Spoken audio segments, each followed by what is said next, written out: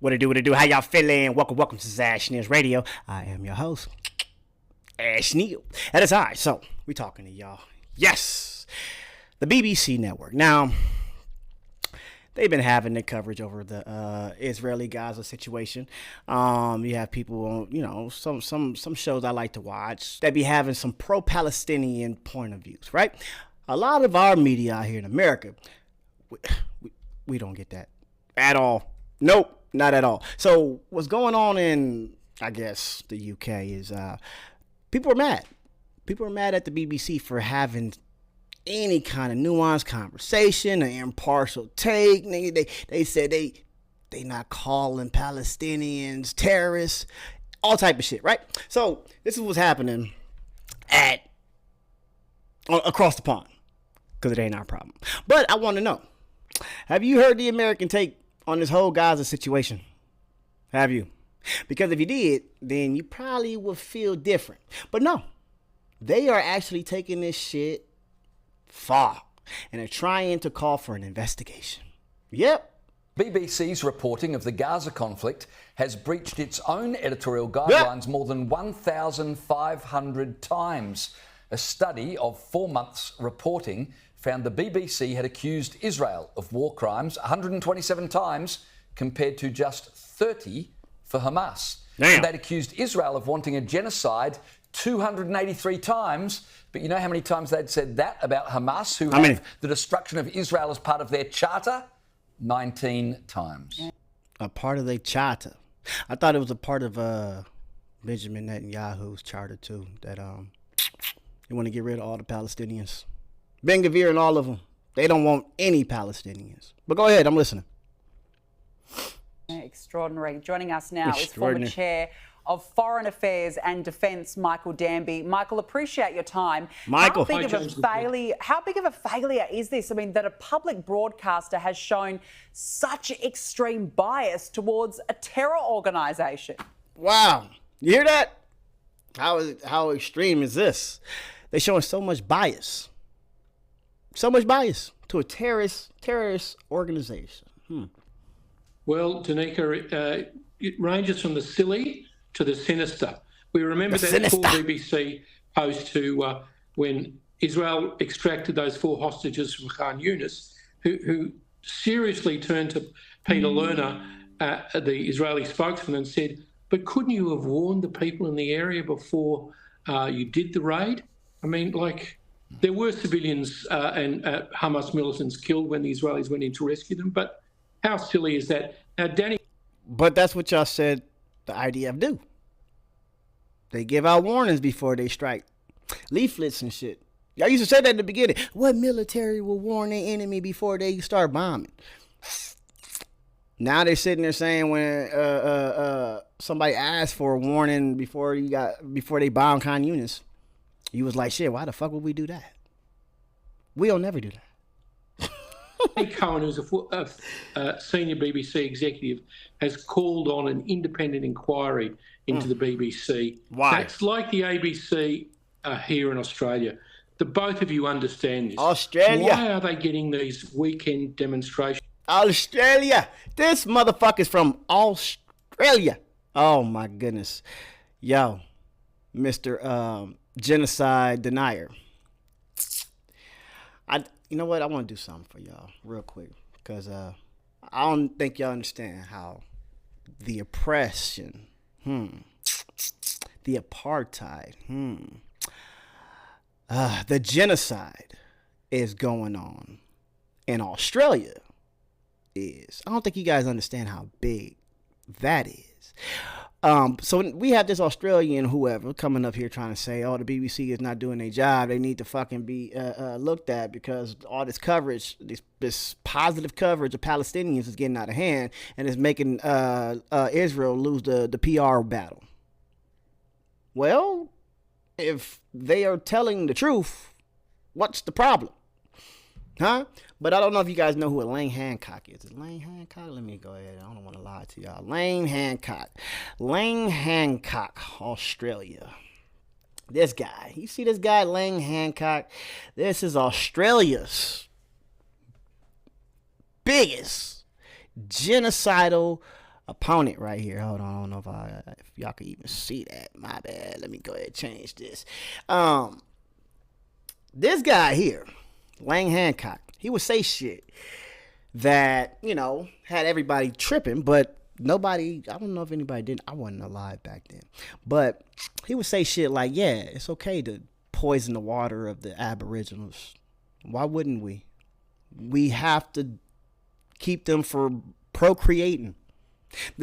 We have to damage their reproductive organs. They didn't want the Aboriginals in Australia to exist. This guy here, Lang Hancock, an Australian, I don't know, was he condemned? You can tell me. I don't know. Please forgive me, because all I know is what he did.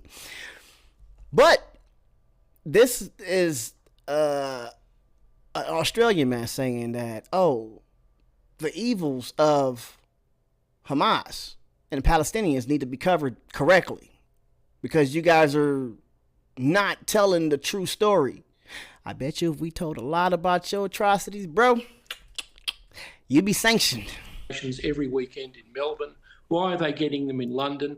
Because the mainstream media are whipping people with a completely biased coverage into a very emotional state over all this. So it has very serious implications. And we've seen it here in Australia. It's going to be replayed over the next few days here in Melbourne, where 1,200 police, including people from outside Victoria, are being mustered to prevent the pro-Gaza protesters disrupting a defence. To disrupt the pro-Gaza protesters. Why are you disrupting pro-Gaza protesters? Look at this. Look at the headline. 1,553 violations of BBC editorial guidelines, right? Who's counting? There's 1,500 violations. What are your guidelines? What are your guidelines? Propaganda only, propaganda only, propaganda only? What are you talking about? And then this son of a bitch just got the nerve to say, oh, we're trying to disrupt the pro-Palestinian march. Why? Are they being violent? Or you just don't like them?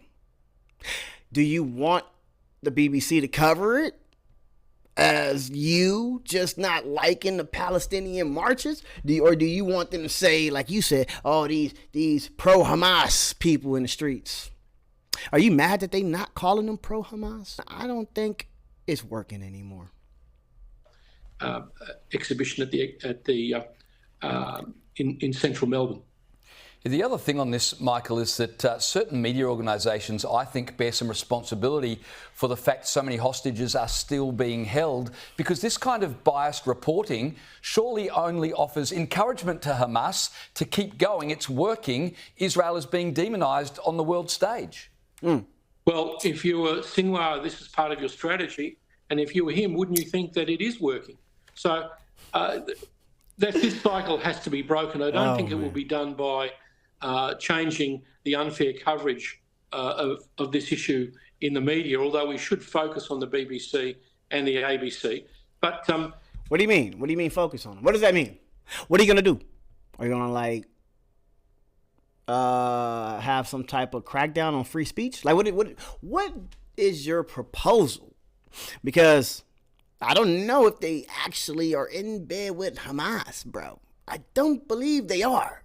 I just think they're looking at the whole situation in its totality and coming out with just the basic reporting that you possibly can. Hey, we have 40,000 dead Palestinians. Y'all be like, how you know it's 40,000? Where'd you get the number from? You got the numbers from Hamas, huh? And they like, well, what do you want me to... You got numbers, my nigga? I'm trying to do a report. If you got any other numbers, then contrary to these, I'll do it. I'll say it. But you don't. You don't. Israel won't even allow motherfuckers out there on the floor. They won't allow no journalists, nobody to do nothing. So when the Hamas run entity give out the numbers, they say, oh, them numbers are skewed. We can't believe them. All right, bro. It's not working no more. Change has to come from serious people, particularly in American politics. We cannot let the world have the Suez Canal blocked with all of international shipping. The US and the UK used to guard freedom of passage everywhere. But now they allow the Iranians to fund these sandal and sack-wearing Houthis who somehow have the ability to vector missiles onto... Oh, Lord, he said it. Oh, this motherfucking racist piece of shit right here. Look at him. What? If that wasn't the most disgusting statement I ever heard. What happened? White folks used to guard the Suez Canal. Now we got these sandal-wearing sons of bitches with sacks throwing rockets at us, propped up by Iran. Where's our white power in the fucking sea? What? Sandal-wearing sack? Bro, do you see why you're losing the PR battle and the war? Do you get it? This is the mind frame of these people. That's how they think. We don't subscribe to that. We think you're mentally ill and a weirdo. You sound like Lane Hancock with that shit. Sandal wearing He's a racist piece of commercial shit. Shipping. We allow the Fuck Iranians to fund Hamas and Hezbollah with their 100,000 So what? rockets. So what? We fund Israel. So what? Britain funds Israel. What's wrong with that? Does Israel have a nuke? Does America have a nuke? I bet you they do. I know we do. But this whole we got to keep Iran from having nukes. We have to keep Hamas from having nukes. Nigga, wait, hold on. Who are we? Who are y'all? Y'all the only motherfuckers that can have nukes? How about everybody get rid of the nukes? But y'all sitting here, nah. We need to control these brown folks. They getting out of hand. What happened to our Western powers in the sea to keep these motherfuckers in check? What's going on? You guys are losing badly. And you don't even know how to express yourself no more. I'm loving this shit. I'm loving this shit. Rockets in Lebanon. So if there's the new administrations, whoever they are, take things seriously, we have got to do what President Biden didn't do and switch off the oil revenues from Iran that's paying for all of this. We don't need to go to war, James or Danica. We just need to say, no more money from China to Iran for oil sales. We need to stop this. The world is fed up with this conflict taking place. And the way to do it is for the Americans to turn off the cash flow from Iran to these proxies that are causing mayhem all over the Middle East. Yeah, no. Absolutely. It's shocking. Shut up. Absolutely shocking. No, America need to turn off that money to Israel. That's what needs to happen. And you know it. And you know it, and you mad at it. You're sitting here flailing, talking about, we need to get our Suez Canal back. Nigga, take your ass around Africa, bitch. And that's your problem. You think you could just come around punking people, and then when the Houthis was like, hey, bro, how dare you go and try to genocide and use my access point? Ain't happening. So now you're crying. Now you're crying that all your goods, probably from Australia, got to go all the way around Johannesburg and then cost all that fuel to just to make a sale. I get you. You want to cut through, but no, bro, you are a genocide denier. You don't get to choose where you ship. Now I got another take, because these motherfuckers are flailing bad, y'all. They are hating this coverage that the pro-Palestinians are getting. They hate it. Here's another take. We have Talk TV, I guess. Is that the name of the show? I believe it is, but it's a British show. Oh man, and these motherfuckers here, they mad too. Oh, they mad. Everybody mad. They all saying that we need to go ahead and do something about BBC Network. Oh Lord, this was fucking me up. They fucking me up. Guidelines 1,500 times over the Israel-Hamas war. its own guidelines. This is a report revealing what it calls a deeply worrying pattern of bias against Israel. Authors analysed all sorts of output from the BBC. It was led by a British lawyer called Trevor Asserson, who found Israel was associated with genocide more than 14 times more than Hamas in the corporation's coverage.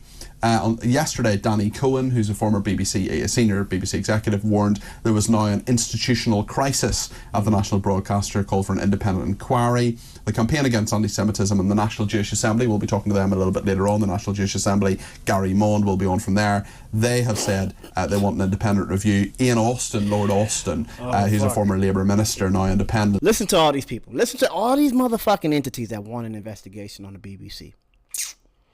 This is how it works, y'all.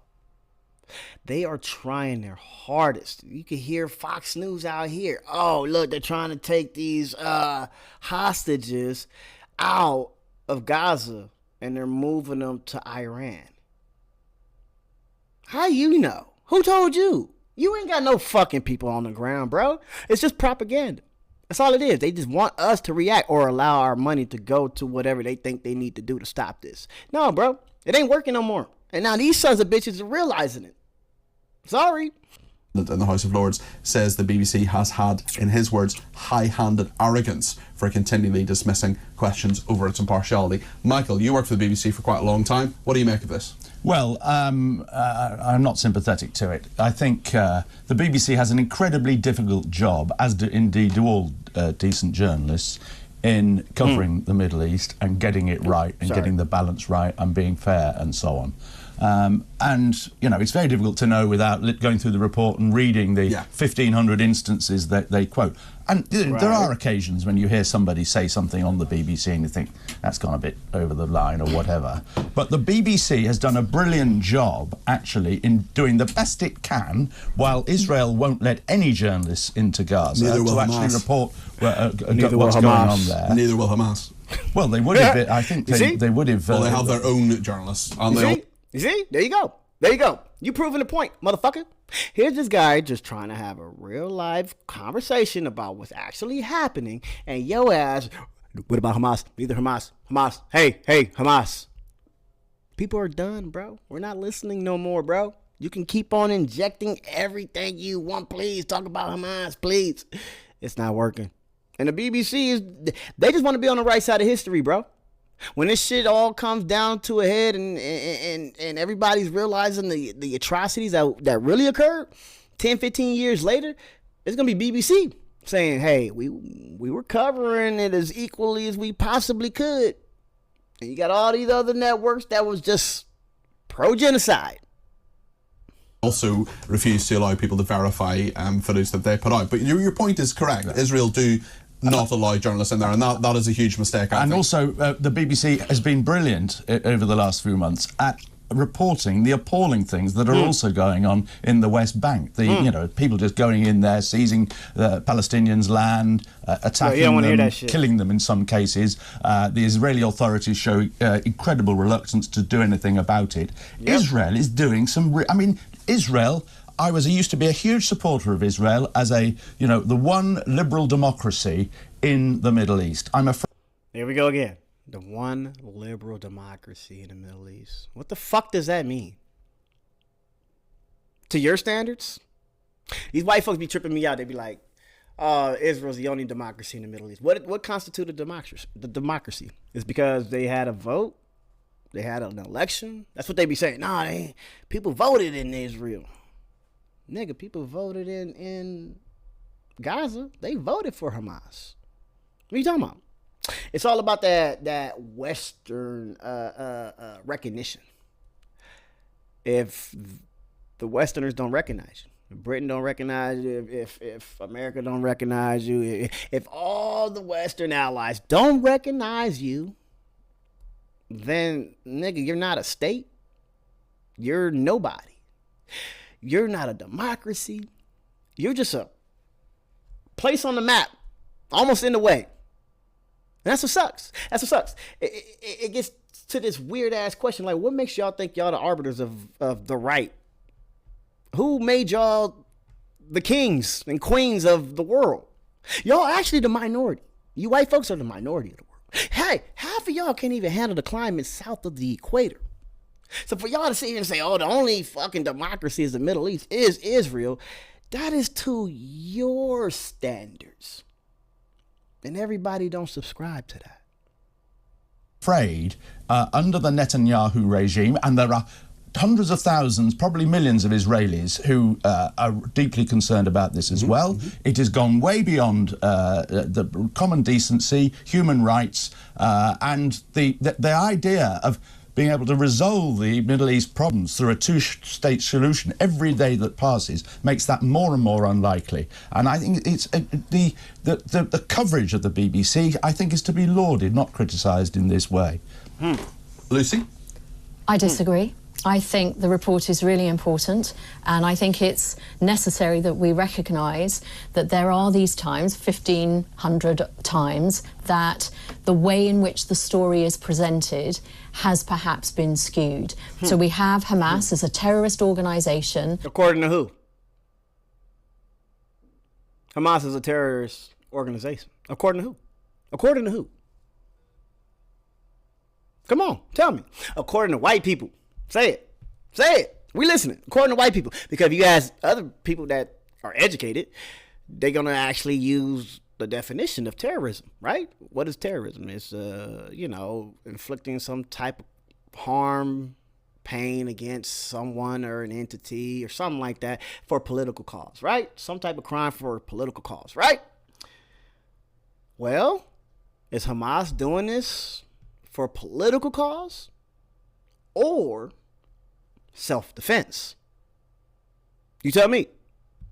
And we have the BBC covering a war which was triggered by Hamas attacking Israel on the 7th of October and Israel seeking to defend itself. There it is. And you wonder why the BBC said, fuck y'all, we gonna tell the truth. Y'all keep on spewing the same old bullshit that started on October 7th. If Hamas didn't do what they did on October 7th, none of this would have happened. Sorry, it's not working. We know that this shit's been going on way before October 7th. Sorry, some of us know about atrocities in 2008, 2001, 1948. Like, sorry, ladies, not fucking working. So, yeah, y'all can cry all you want to that the BBC is going to be a part of the movement to get this bullshit change to come through. Because we know y'all not going to cover it correctly. Y'all going to be biased and skewed. Y'all are. Motherfucker. Did you say that the ICJ had ruled that Israel need to stop what they doing in the West Bank and shit? And they got to move out? They got to take all these shit out? Are you going to cover that? Did you say that? You didn't even cover it, huh? Now, where I do agree with Michael is that on the ground in Israel, there is increasingly a lot of anti-Netanyahu feeling. I think we can recognise that his narrative is... Including actually from the families of many of the hostages as that well. In particular, because there is a theory that he knows... Y'all don't give a fuck about the family of the hostages, nigga? The fuck are you talking about, bro? Didn't one of the family members of the hostages come out here with Benjamin Netanyahu to America while Benjamin was speaking in our Congress? Didn't they arrest her? Did you cover that on your fucking show? Shut the fuck up. Y'all act like y'all care. Nigga, stop it. Stop it. Knows that if he ends this war, that then means that there are legal repercussions and political repercussions for him and his career. Well, an election can be called, for example. Further down the line, and therefore it's in his interest, one might argue, to, in a rather sick way, perpetuate this current situation. Right. Nevertheless, the BBC has one job. One job. It just has one job, which is to present the facts in an impartial way. Really? That's their job. Present the facts in an impartial way. Okay, so you're saying that the BBC is being like, what, pro-Hamas? When they talk about the atrocities in the West Bank? Are you saying the BBC is being pro-Hamas when they talk about the American citizen that was killed by the IDF? in the West Bank? Are they like not being impartial because they want us to know that the settlements are getting out of hand? Or you just don't want anybody to know the negative inflicted by Israel? You don't want anybody to hear it. You want to let Israel do all the shit they can do without even being criticized. And as soon as somebody have any kind of critique of Israel, you're a motherfucking anti-Semitic. Or you're the BBC that had over 1,500 violations. It's not working. I love watching you bitches fucking wail. Around the world, globally, other news organisations look to the BBC as the arbiter of the way in which it is done, the actual benchmark in terms of unbiased reporting. And there are a couple of people who are singled out, a couple of segments of the BBC that are singled out, like the Arab channel, the Arabic BBC channel. Arabic, yeah. But also there are references in this particular article to individuals like Jeremy Bowen or Lise Doucette. So he's the international editor and she is the BBC's chief international correspondent. So very senior people who have been reporting on this for a long time. That's right. They're senior people, but they are also very, very... they have their own experiences of that region. Yeah. They know the region really well, but they've also had their own experiences. And the report is basically saying that their biases are coming through. And all... Their biases is coming through. They have actual evidence, anecdotal evidence, their own experiences. Oh, y'all niggas is biased. Fuck up out of here. I don't want to hear that shit. I need a third party to tell me what's going on so I can cover it on my show. I don't want to hear from nobody that's been on the ground. You and your actual fucking experience. All life is about the narrative. It's about the stories that we tell each other about ourselves and about each other. But when you look to the BBC to tell the story, you want to believe that the story is accurate. And at the moment, this report is suggesting that it is simply not accurate. Well, Jeremy Bowen and Lise Doucette are two of the greatest reporters this country has right now. And what they're saying about the Middle East is based hugely on their experiences of not only of life in Israel, but life in the West Bank and in Gaza when they could get in there. And that is, we have to respect that fact. You gotta respect and the great thing about the BBC is that unlike our politics, that the Palestinians are getting a voice. Right. And we have a politics right now where hardly anybody is willing to stand up. Who in the House of Commons right now stands up for the Palestinian cause? Jeremy Corbyn and 4 other MPs. Exactly. And on the streets. Bergen, On the streets. You know, John McDonnell. There are so many people in this country. On the streets. And notice how they said, not us. I think that's a real life trick question. I don't even know if he knew that it was that trick of a question. But he said, who even speaking up for the Palestinians out here? Who? Nigga Jamie Corbyn. Well, that's what we're saying. That's it. They're not saying, well, we got the Palestinians back. Nigga, no you don't. No, you don't. And the reason why is because I said in one of my other videos how this is the genocide. I had to explain the genocide to these people because they want to pretend like it's not. But we know what genocide means. It's in the intent, right? So when y'all sit here and y'all clearly say, y'all said it on your own show, we don't support Palestinians. Man, you got a couple people in the streets, but not us. Not here at the media. Fuck we look like. Look at fucking the BBC, man, 1,500 fucking times that they supported Palestinians. This shit needs to stop. Bro, do you hear yourself? Do you hear yourself? That guy asked who's supporting the Palestinians, who has a voice for the Palestinians. He didn't say who has a voice for Hamas. Who is speaking for Hamas? He said who's speaking for these innocent Palestinians. And they laughing. They falling over each other. Let me answer. Nigga, we could look. You got these niggas, not us. You pieces of shit. Of London but within our politics, it's become incredibly skewed against the Palestinians and pro-Israel. And but that's because I think we ought to laud the fact that the BBC is... Because Hamas. That's partly because Hamas.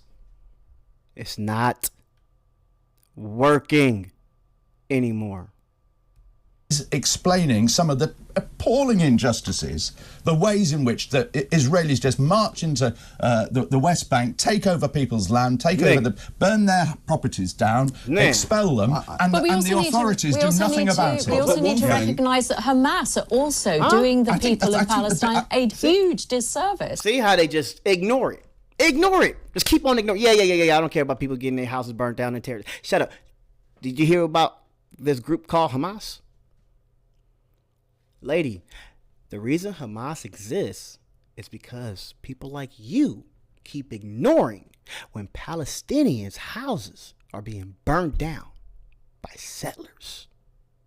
Every fucking time you sons of bitches say, yeah, but there's going to be a new Hamas member and another Hamas member. Every time. So go ahead, keep proving our point, because look, remember, this whole shit is to debunk the BBC. And then you said some stupid shit about them being an arbiter of media around the world. Everybody looks up to them to tell the truth, right? How aren't they keeping this consistent? How aren't they telling the truth? You just said it. They're known for telling the truth. Okay, so can we believe them on their 1,500 claims that Israel been tripping? Or wait, you're so fucking biased that you think that the BBC is Hamas. I think that has become clear in numerous BBC reports over the last year. They don't call them terrorists. Would you, if you were reporting for the BBC? Well, the trouble is, there are acts of terrorism. If you're going to be strict about this use of the word terrorism, then there are individual acts of terrorism going on in the West Bank by Israelis against Palestinians. Would you call Hamas terrorists? The trouble, ignoring it again, bro. We can call them terrorists if you call this terrorist. No, I ain't talking about that. Would you call Hamas terrorists? Bro, this shit is getting out of hand. I'm loving the fact that everybody calling bullshit now. The trouble is with use of the word terrorist, and we had the same problem when we used to have to report Northern Ireland, is that you end up saying, well, what about so-and-so? Are they terrorists? Right. Are they terrorists? But what about what the government does here? Why What about can't they just Where's name the ambiguity with Hamas? Where's the ambiguity with them being terrorists? Well, because You hear what she said? Why they can't just say it? Why they can't just say it? This is what's the thing about white folks and their framing. Framing is important to them. They want to be able to label the brown folks as terrorists. But when it comes to actual terrorism, like the school shooting out here, we had a school shooter a few days ago. Even his father is being dragged in for charges. Nobody called this son of a bitch a terrorist. Donald Trump got shot by a white kid.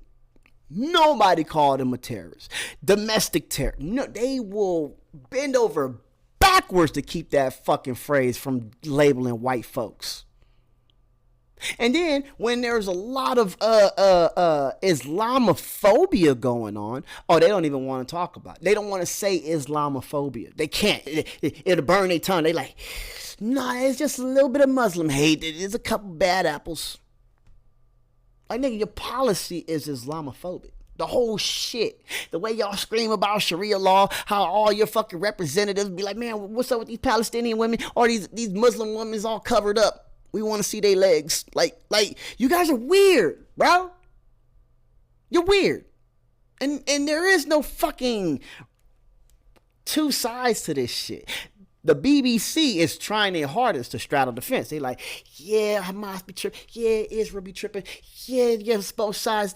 Yeah, but if you don't realize what's been going on for the last 10 months, Israel has this. And y'all are just like failing to realize it.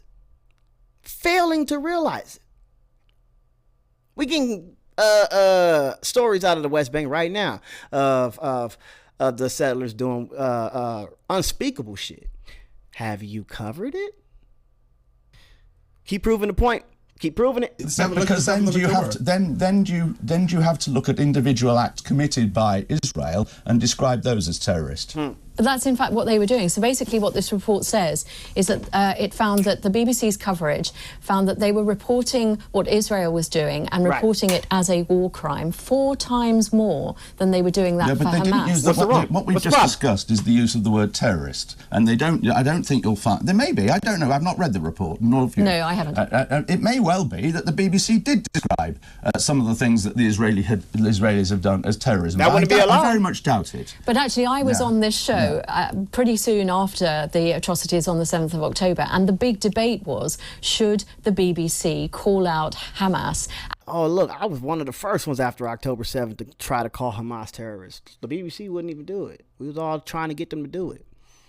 That's the problem. Y'all like to sit here and say, actually, what was the guy named, the hostage that passed away? They making him a hero and all that shit. They said, with no evidence, they said, oh, yeah, this guy was killed by Hamas. This hostage was killed by Hamas. But when an American citizen was in the West Bank years ago, she got crushed by a bulldozer. Crushed. They tore the apartment complex down with a bulldozer. My nigga, bro. And the State Department said, oh, we got to wait till we get all the facts.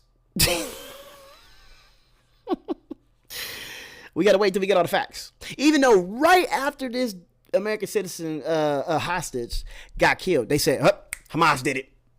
Hamas, we got to get these motherfuckers. Somebody got to be held accountable for this dead guy. But years after they found out that the Israeli government, the IDF, actually crushed her apartment complex with a bulldozer, they still won't condemn them. They still won't hold them accountable. They still was like, yeah, well, we don't know yet. We're trying to figure it all out. Bro, we were watching. We got 2 out. I got 1. But we're watching. We see what y'all trying to do. It ain't working. Bro, it ain't working. As a terrorist organisation, because at the time, on the front pages of the newspapers, was huge disquiet that the BBC seemed to be falling over themselves to not use that word. Well, because, I've been a broadcaster, 45 years, and there's always been, the problem about the use of the word terrorist is it's incredibly emotive, and once you start using but it's also accurate in the case of Hamas. And once you start using it, well, at what point then do you describe what Israel does as terrorist? I think some of it is certainly acts of terrorism. I think many people would agree with that. There are many. I just have to push back, Michael. I mean, there are many Labour MPs, the SDLP, lots of people standing up for the Palestinian people in Parliament, and they're it's up to them in order to do so. But I mean, the BBC had to be told by a former government. There are many Labour MPs in Parliament that are sticking up for the Palestinian people. Why aren't all of us sticking up for the Palestinian people? What are you talking about, bro? You're naming off a handful of people in your parliament that shows respect to Palestinians, bro. At the same time, you're trying to understand why the BBC is trying to have a Palestinian voice. It's clear as day. This colonization, these white folks in their mind frame of they are the fucking only ones, it's starting to get through the cracks of even some good old white folks. And you're mad that your propaganda is being seen through. BBC is not a part of your propaganda. They have their pro-Palestinian and they pro-Israeli shit. But for you to sit here and be like, I mean, we got some people that support the fucking Palestinians. Yeah, we sure do. And we need more. Now you wonder why October 7th happened? Nobody was recognizing the Palestinians. Nobody, including you, bitch. Now we're talking about it. Now the ICJ has ruled that Israel got to get the fuck out. Let me guess, the ICJ is Hamas, huh? Right. Official that actually to stop saying that the death toll in Gaza, for example, was 40,000, because that is probably a version of the truth, but nonetheless it comes from Hamas, and they keep saying the health ministry says this. There are little things. It's the only figure we have to go on. Exactly. The Israeli government have never calculated the figure, have Never. they? Have you ever seen the Israeli government say, well, we reckon that our actions... Look at his face. Nigga, no, you never. Not once. Shut the fuck up, bitch. Because even after other conflicts back in the days, years ago, they always accepted Hamas numbers. And guess what? Those numbers had actually end up being the closest numbers to the accurate count. When the dust settles and they started to actually count the fucking bodies, it was like, oh, I'm saying, then the Palestinian health minister, they were almost right. Those Hamas numbers were close. So they don't care about using them. But every time they're being used, as the number was getting bigger and bigger and bigger, 10,000, 20,000, 30,000, they're like, wait, so let's see, where you getting these numbers from? Those are Hamas numbers. That ain't that many. Trust me. It's fine to say that Hamas have given us. Well, it's fine to say that this is according to Hamas. This has not been independently verified. You're a journalist of great standing. You wouldn't trust Wikipedia. Why would you trust what Hamas say? Because I would. The BBC does always question.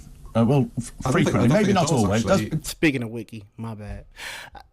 Didn't Wiki say they stopped taking information from the IDF because they were known to be liars?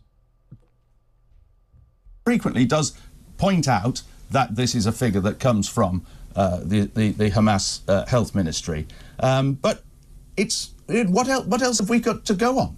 Right. I mean, do you not use a figure at all, Peter? At all? Well, I think what you do is you say that this is a disputed figure. You say that there is no independent verification of this, and we cannot trust it. Because, look, I'm sure many thousands of people, including many innocent civilians, have died in Gaza. There's no doubt about that. Israel has been... Could we trust a figure that the Israeli government had come up with? No, I think you've got to be... You've got to be impartial on both sides. And what this report is really saying is, it's not saying that people as a whole are not doing their best as journalists to get to the truth, but it's just about in the presentations and in some of the news bulletins, which almost by definition are truncated. It's not like a long form documentary. It's usually bulletins at the top of the hour. When they're presenting the story, the language really matters. And when you're being appearing to be very pro in one form of language with one particular side of the dispute compared to the other, this report is saying that is unacceptable. There's a lot of people out there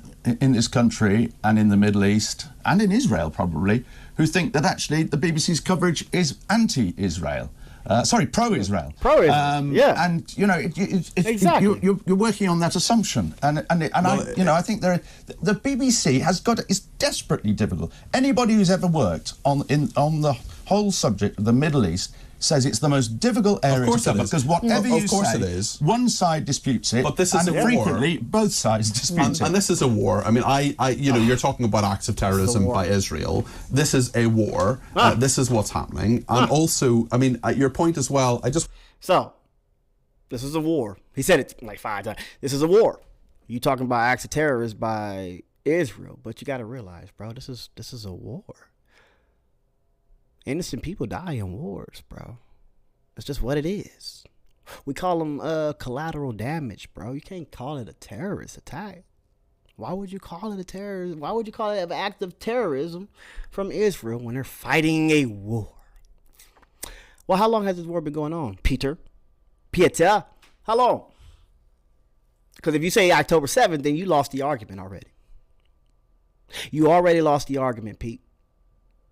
But if you want to go ahead and concede and say, because some people don't even call this a war, it's just an occupation, because the people that Israel's fighting, these niggas ain't got no military. It's a whole bunch of people in sandals, like the other guy said, and they got a couple RPGs.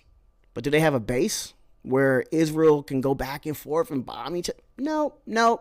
It's just Israel with their big guns from America bombing civilians. So no. It's not a war. But let's go ahead and call it a war for your sake.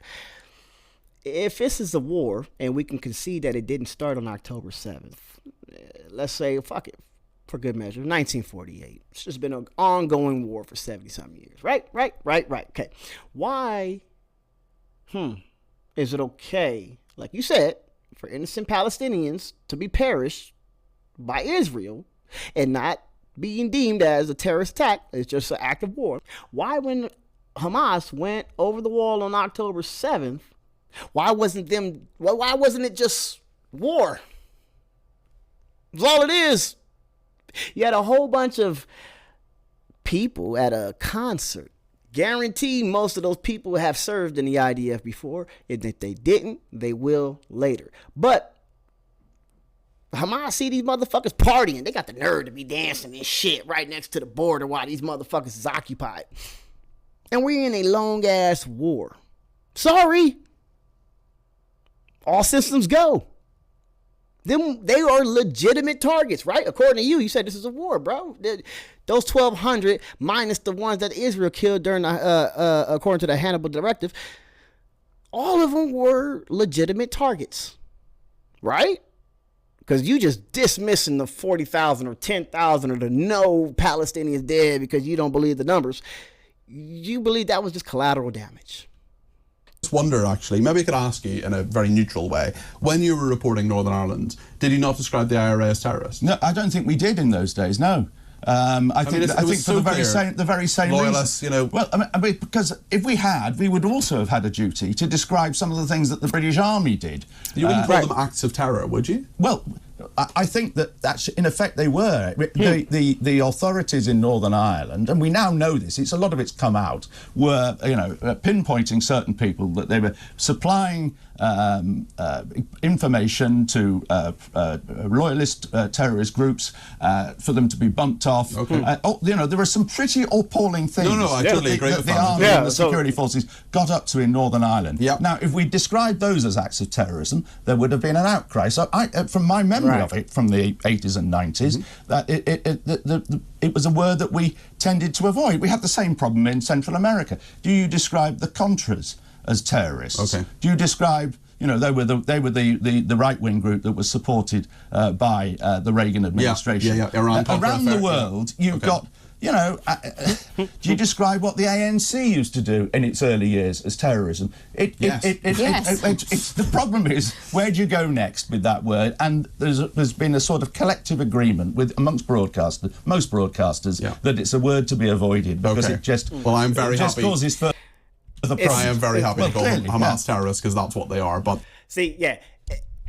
it's amongst all broadcasters to understand that we reserve the term terrorist for anybody that is white. Yep, that's how I look at it. If you enjoyed this video, please like, share, and subscribe. Subscribe to my channel where I bring you content like this, plus more. But if you don't want to miss a moment, they say you got to hit that little notification bell. All right? I love y'all. I'm out of here. Peace. Yeah.